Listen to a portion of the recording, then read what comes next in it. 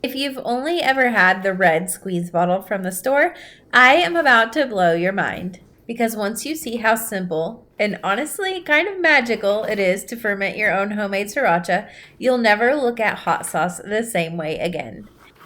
Hey friends, you guys are watching Six Hearts on Six Acres, and my name is Bree, and I'm so incredibly glad to be sharing my kitchen with you. And today I'm going to be teaching you how to make homemade sriracha sauce. It's very simple, uses just a few ingredients, and if you have a garden, you can grow most of it. It all starts with jalapeños. Lots of them. I am using the Megatron jalapeños seed I purchased from Botanical Interest. I let them ripen till red on the plant, and then they are ready for harvest. You do see that I have a couple jars going here. I am making sriracha with just the red jalapeños, but I am also making a citrusy hot sauce with those Sugar Rush peach hot peppers.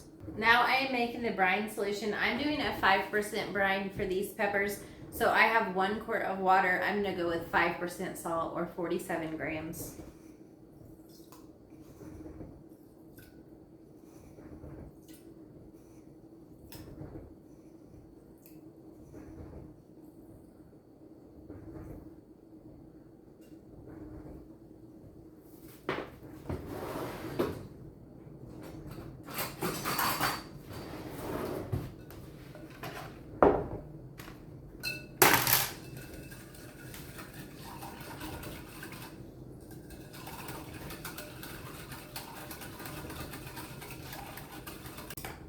And then just pour it in.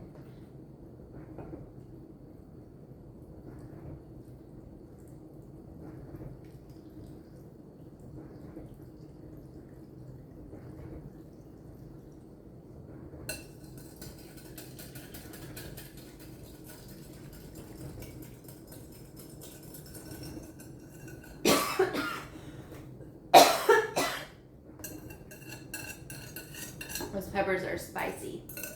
All right, so if you have fermentation weights, this is where you would use those. I do not, man, it's so hot, it's burning my throat. I don't have fermentation weights. What I do have is Ziploc bags. So I am gonna fill these with the brine solution. You do wanna use brine and not water, just in case you had a leak or the bag ended up breaking or something like this. But we are gonna fill these, and they are gonna act as our weights to keep all of those peppers beneath the level of the brine.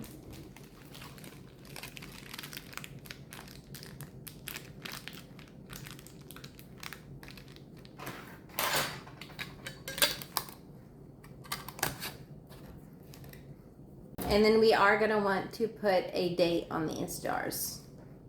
You're going to let these jars sit on your counter for a week and burp them every day to let that carbon dioxide out. Now here is where things get interesting. Not every jar behaves the same. One of mine developed this layer of white on top, and if you're new to fermenting, you might panic and think that it's mold. But this is actually kahm yeast. There's no fuzz. It's just this flat, detailed, kind of lacy pattern on top. Totally safe. It just means that there was some air exposure. Some people even say that it adds a smoky note to the flavor, so no need to toss your peppers. This batch is still headed to make sriracha. All you do is dump out all of that liquid and then pour your peppers into a food processor to blend. I am adding several garlic cloves. These also came out of my garden, seasoned to taste. I think I did 6 cloves. And then a 1/4 cup of sugar and about a 1/4 cup of rice wine vinegar.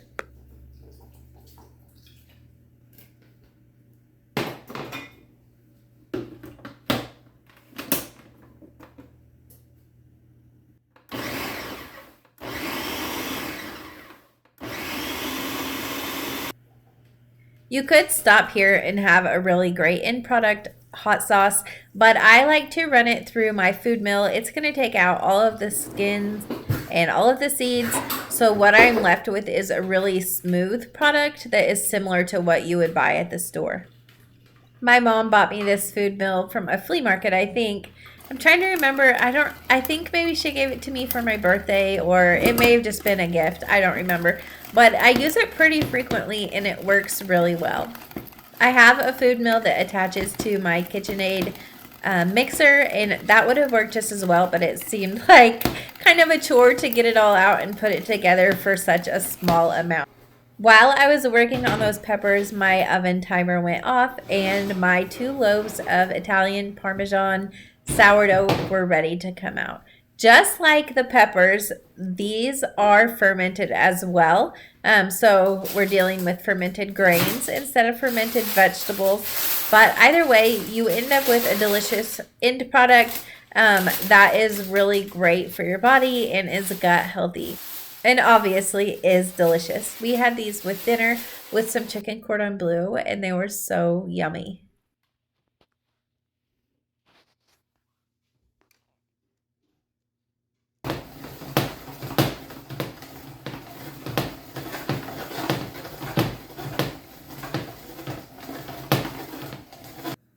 Don't waste what's left. We are going to put this into the freeze dryer and make like a sriracha pepper powder situation. I'm leaving the seeds in there, so it'll be more of like a flake, I guess, but it's gonna be really good to throw onto all kinds of foods. For my husband anyways, I am not a spicy fan, but he's gonna really like this, I think. And I ended up with 2 cups of this hot sauce. I am gonna cook it down. That garlic was raw and I want it to be a nice thick consistency. So I'm just gonna cook it down a bit and then we will bottle it up. If you don't have a freeze dryer, this would also work really well in a dehydrator or even in your oven just down at the lowest temperature possible.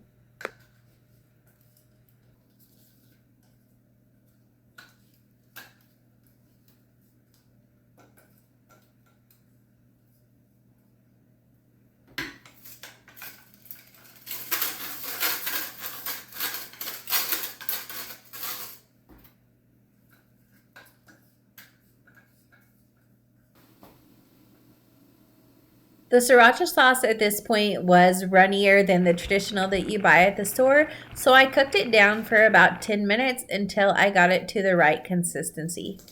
And then at that time, it is ready to jar up and store. I really wish that I would have some cute glass hot sauce bottles, but I don't. A pint-sized jar works just as well, though.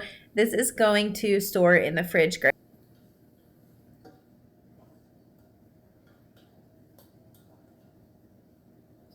Easy as that, we have a pint of fresh sriracha. It smells so good. I want to taste it. I told you guys I don't like spicy food. I'm a wimp.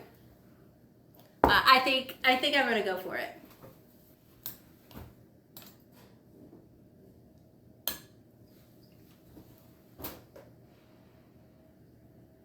I don't know how hot these jalapenos are. The last time I ate them was like when it was super rainy outside. These are the Megatron jalapenos, and they were very mild at that point, but as the summer went on and it got drier and drier, jalapenos and hot peppers get spicier and spicier, so I imagine that they're fairly hot at this point.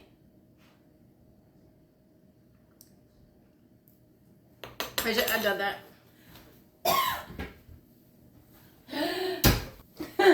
Okay, I ran off camera. That's spicy enough that it hurt and my mouth is still burning. But like Taco Bell sauce is spicy to me. I think my husband will like it, and I think that it'll be really good like in very minute amounts to make some spicy mayo or spicy crab for sushi. That's the reason that I made it. That's the only reason that I buy sriracha sauce.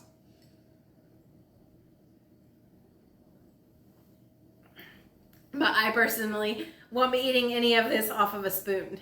I can't even tell you if it had good flavor or not because it's too hot for me.